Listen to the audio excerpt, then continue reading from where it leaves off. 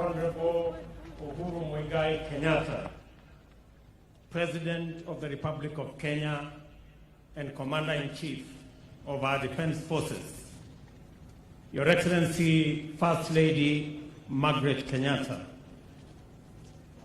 distinguished leaders present, Your Excellencies, Ambassadors and High Commissioners, na Wakenya mwenzangu hamjambo. Your Excellency, we are celebrating this 57th Jamhuri Day under unique, extraordinary and unprecedented circumstances that has affected both our political, our social, and our economic status. Your Excellency, the corona pandemic has visited on us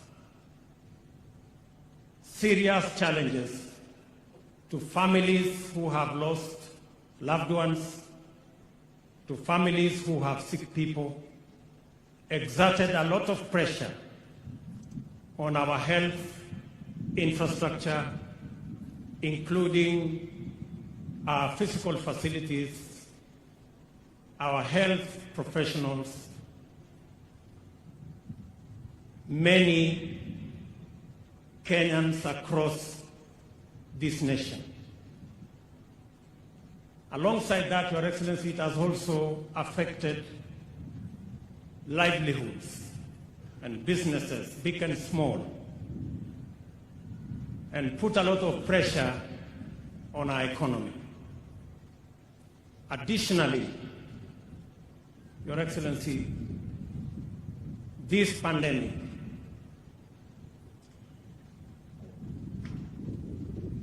going into the future, in another 3 weeks or so, about 14 million of our children will be going to school after a whole year of absence.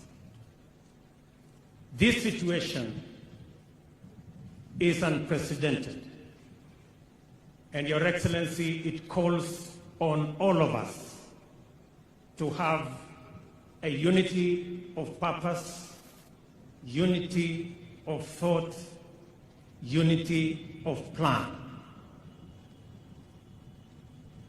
We are confident, Your Excellency, that as you lead the charge to confront this unprecedented challenge in our country,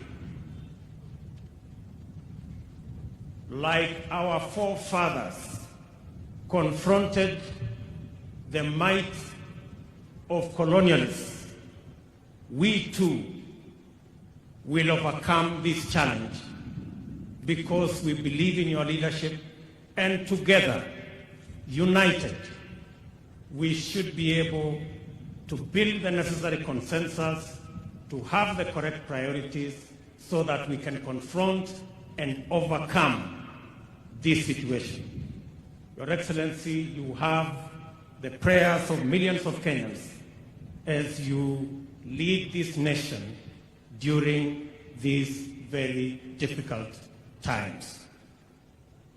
With those many remarks, Kenyans, it's now my humble duty to request His Excellency the President of Kenya to make his statement and lead us in these Jamhuri Day celebrations.